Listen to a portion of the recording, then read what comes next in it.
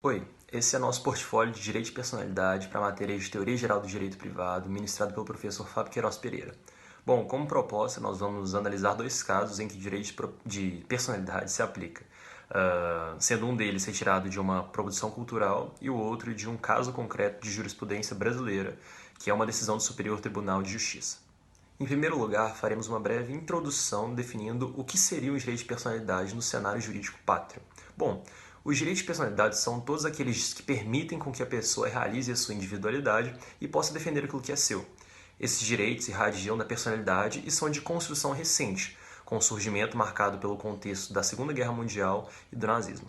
Bom, eles são considerados essenciais a todas as pessoas e atinentes à própria natureza humana, sendo este o motivo de ocuparem uma posição supraestatal e central no ordenamento, estando presentes na Constituição Federal quanto no Código Civil vigente.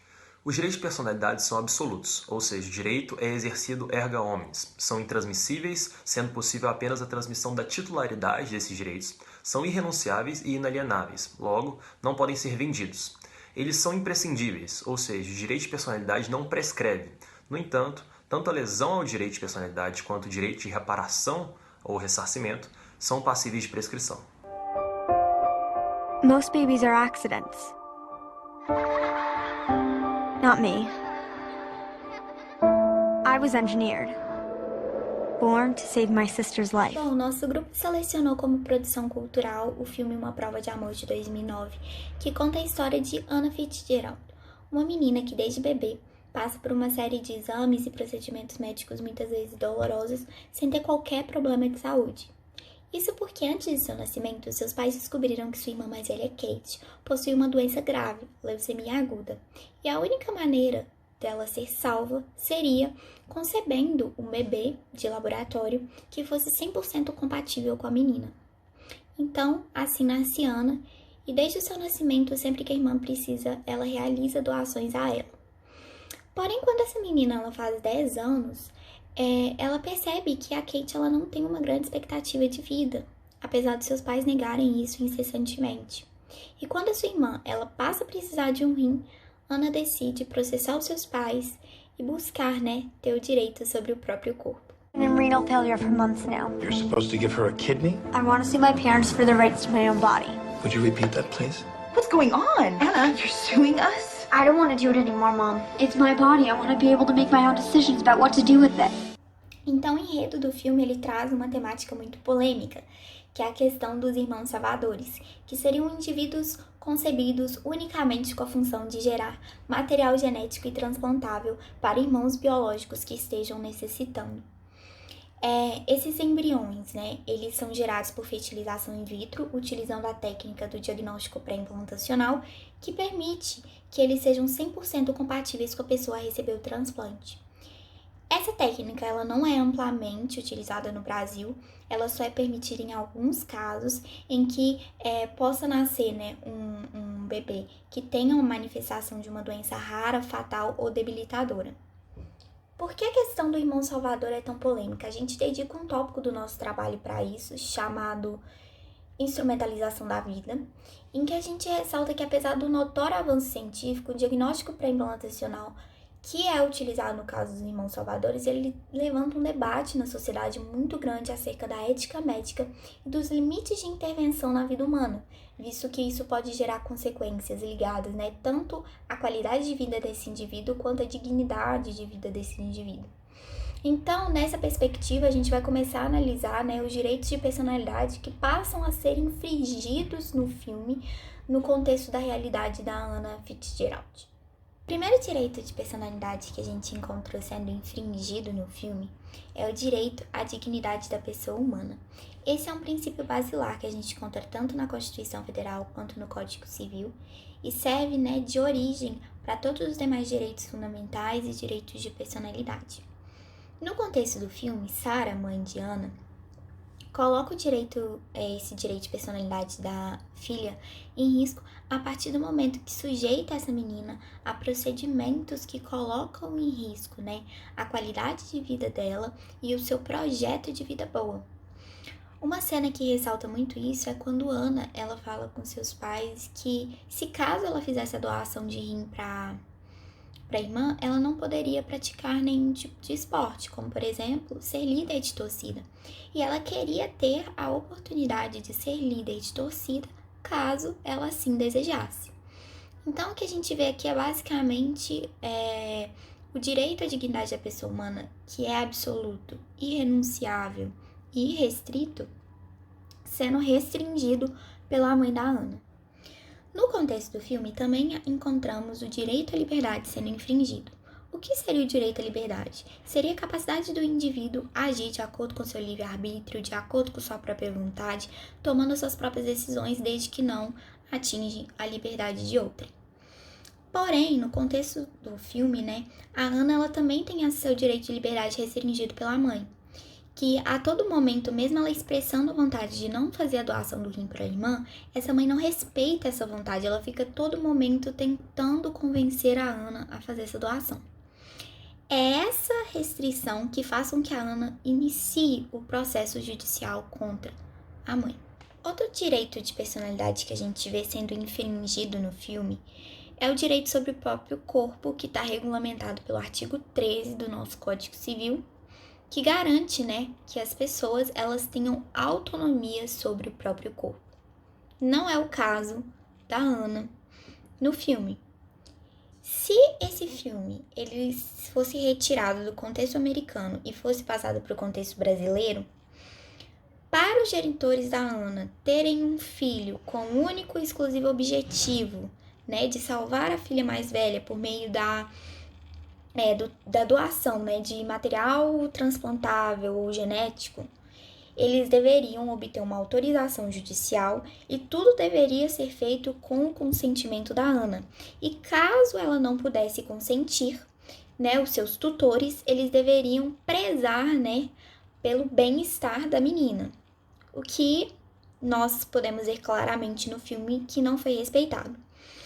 Então, para que se essa situação ela ocorresse no contexto brasileiro, ela deveria, obedecer tanto o artigo 13 do Código Civil quanto o artigo 15 do Código Civil.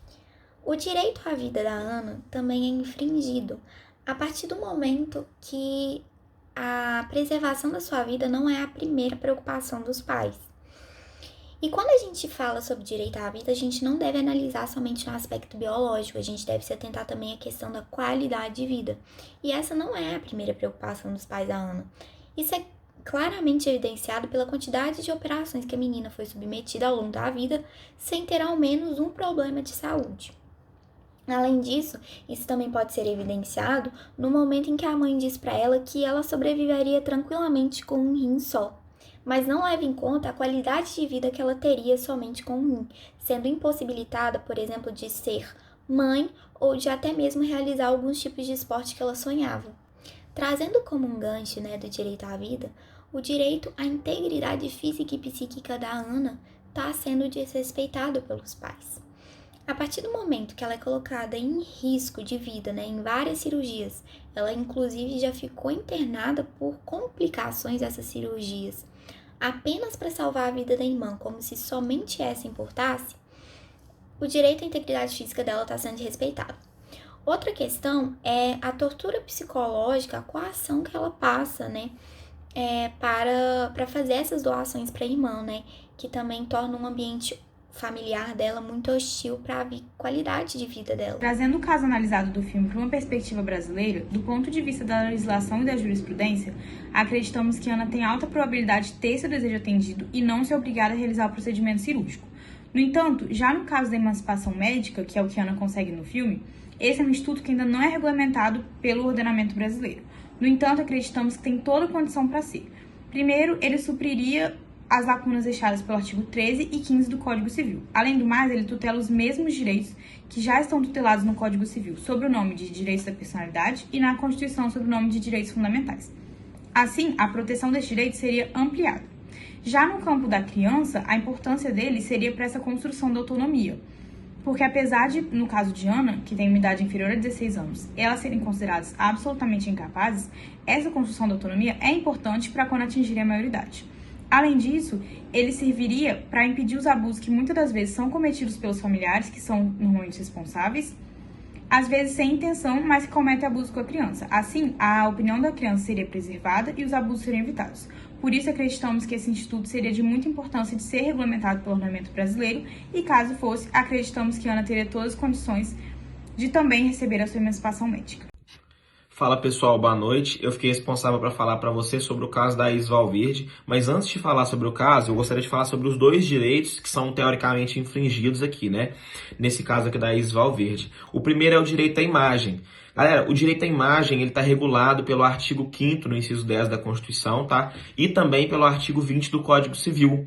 Ele é o direito que fala que qualquer pessoa tem o direito de controle à sua imagem, seja essa representada em qualquer produção audiovisual ou tátil. Então, a pessoa que tem a imagem na concepção dela invadida, tem todo o direito de entrar com um processo para requerer indenização para isso, que é o que a atriz fez, entendeu?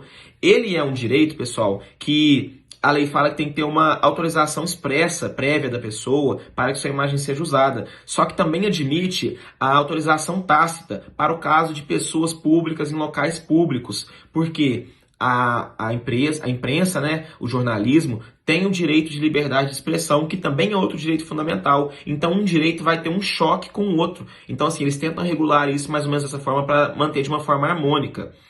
Também o direito à privacidade está regulado no artigo 5º, inciso 10, só que aqui não de forma expressa. Na verdade, o que o legislador coloca ali é o direito à intimidade e o direito à...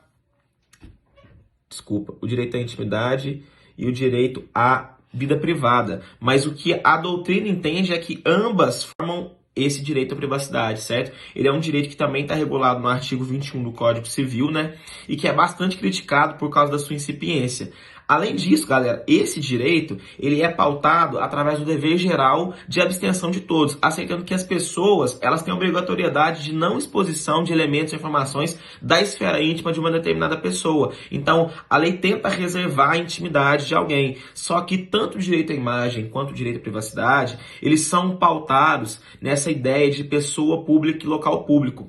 Mas a doutrina e a jurisprudência entendem que isso precisa e é controlado, que é o caso da atriz Isis Valverde. Nesse caso, ela estava em 2007 gravando a novela Paraíso Tropical para a Globo e em uma determinada cena ela vai gravar a queda dela dos Arcos da Lapa lá no Rio de Janeiro e já tinha sido previamente publicado pela Globo que ia acontecer essa gravação, etc. E uma empresa que detinha os direitos de imagem dela acaba fazendo a fotografia na qual ela estava caindo com os seios à mostra e vende essa imagem para a editora Abril, que é dona da revista Playboy. E a revista Playboy publica a imagem com a seguinte frase, abre aspas, Isis Valverde no Rio, dá adeuzinho e deixa escapar o cartão de boas-vindas.